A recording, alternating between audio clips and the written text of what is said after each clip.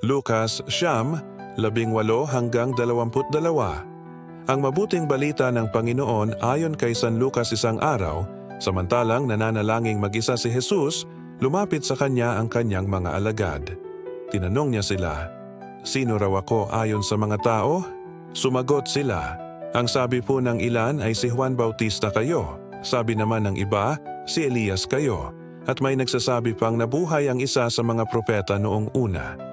Kayo naman, ano ang sabi ninyo?" Tanong niya sa kanila. "Ang Mesyas ng Diyos," sagot ni Pedro. Itinagubilin ni Jesus sa kanyang mga alagad na huwag na nilang sasabihin ito kaninuman. At sinabi pa niya sa kanila, "Ang anak ng tao ay dapat magbata ng maraming hirap.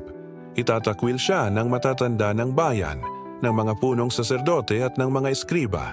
Ipapapatay nila siya, ngunit sa ikatlong araw ay muling mabubuhay."